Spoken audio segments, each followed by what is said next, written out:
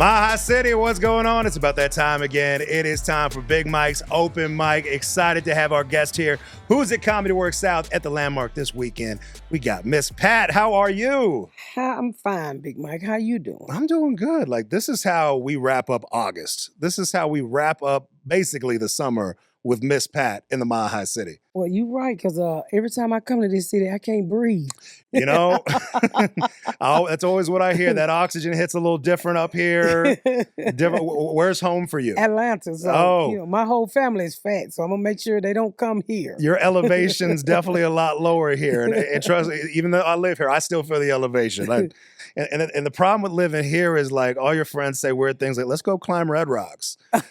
Let's go do the Manitou Incline. And I'm like, just because I live here, this is still here. Like, well, if you came to Atlanta, I promise you could breathe a lot better. Well, this is where all the Olympians come to train, so then they go back down there and feel good. So maybe I just need to do these trails down in Atlanta. Yeah, you'll show me all the good spots down there. You'll probably melt in Atlanta. That humidity will get me.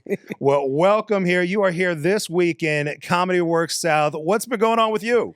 Nothing much. I just wrapped the third season of my court show, Miss Pat Settles It, that comes out in October. And I also wrapped the fifth season of my other show, Miss Pat Show, that comes out in December. So just working into it. You haven't been busy at all. I'm trying to stay busy. I've been married for over 30-some years, so to keep the marriage sexy, you need to stay at the house. you gotta have that time away so that you appreciate it when you're together. Yeah, so you look like something new when you come back. Well, like you said, I mean, you've got so many shows. Miss Pat Settles It, Miss Pat Show. You've been doing stand-up, though, for over 20 years, and you actually wrote a memoir kind of talking about how you broke into this, without doing a spoiler for the whole book. Tell people, how did you break into comedy? I broke into comedy through a caseworker who just thought I was funny. I was just there to tell some lies and stay on my welfare and my food stamps. I figured if I make you cry, you just keep it going. And she was like, you have a talent that you ain't using. And she told me I should be a comedian. And I didn't want a job. I'm like, lady, don't tell me about no jobs. I just want to watch The Young and the Restless. Make a long story short, I gave it a try. And I got on stage and I never stopped. That was over 20 years ago. Over 20 years ago. Have you seen that case worker since? Does she know that she's a godmom? When I'm out of town, she sits my house and Christmas and all of that. Yes. And you know what's crazy? Because she's been in my life for over 20 years now. And her car broke down. And sometimes she pisses me off because she talks too much. And at this time, I was really mad at her. And God told me, he said, I need you to buy her a car. And I remember telling God, I said, you need to mind your business because I'm not buying this half of no car.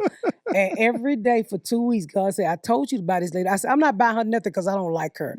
And one day my ears got the itching, and it was God telling me, go buy her a car. I said, okay, you win, I'm gonna buy her a car. So I called her, and she didn't answer. So I told God, I said, she didn't answer the phone. She don't want no damn car. And then he said, call her back. And I'm not lying, y'all. I called her back, and I said, God told me to buy you a car. And she's very religious. Oh, hallelujah, I've been praying for her. Shut up. I was cussing her out because I was hoping she didn't answer the phone because her phone's so raggedy she missed all her phone calls. Baby, she took that phone call and I had to buy that half for a car. Man, did God tell you anything about like any radio people you might meet today? God, come on, man. Well, that's awesome. Yeah, so I bought her a car like 2 years ago, a year ago. Last year I bought her a new car. Well, that's awesome. I was checking out your Instagram. I can say, you probably have the most lit rental property update videos that I think people need to hire you for their own like rental updates. Like, yes. So it's a rental property you're working on right now? Yeah, I have a rental property. It's actually the property that I was on Section A in. So when I was a Section A attendant, the lady who I rented her house and I lost my certificate and she ended up just letting me pay regular rent. She said, Patricia, you have always taken care of my house and I want to sell it to you. Older lady.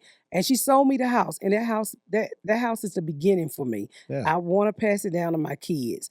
And so I paid it off and I had a tenant for about 14 years. I just asked him to move.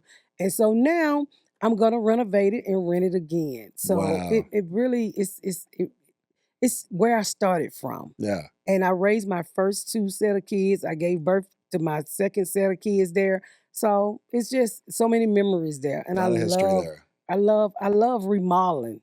Yeah. So I love remodeling so much. My neighbor needed some gutters. I just fixed her house too. So if you're going to Comedy Works South this weekend, if you have some work done, just let her know. Yeah, She might just be, God might have told her, you know what? Somebody is going to ask for a new roof today. Or maybe I'll fix your teeth. Who knows? Yeah, or that too. You never know. Something small. You need to like fix a flat. Fix a flat. Yes. Miss Pat will take care of you. But I love I love DIY. I started my DIY in that house. I tore that house apart, made so many mistakes, put it back, and I just love. That's what I love to do.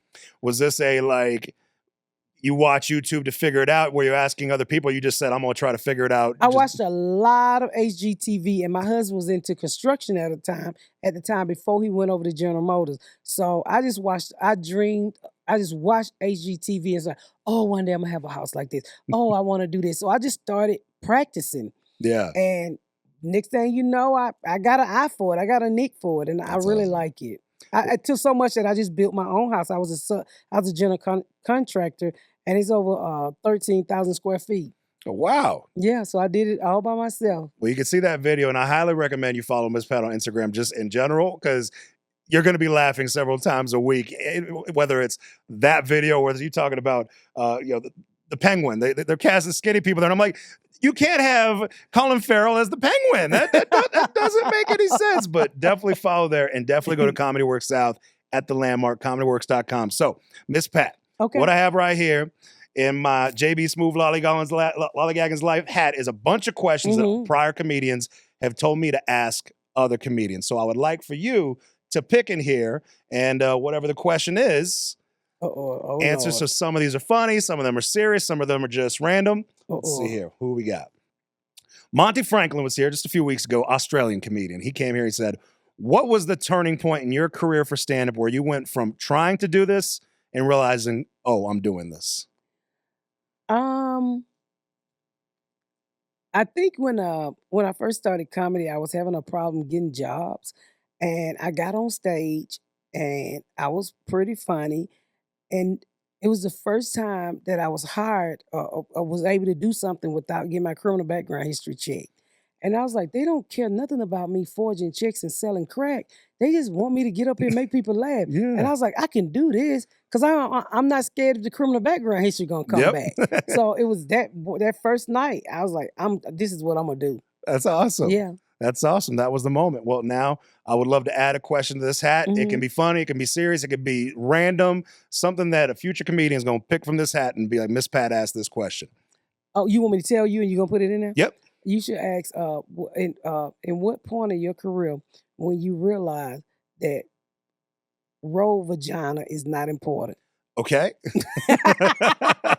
I'm adding this to the list. And one of these, somebody's going to pick that question out, and they're going to have to answer it. Because that's all, when I was coming up, all men did was slept with different women in different cities. So in what point of your career when you realize that vagina in Mississippi is the same as vagina in Atlanta, and you don't have to get it in every city? It's not regional. It's not nothing different from Portland and Tallahassee. The face is different, Exactly. but everything else.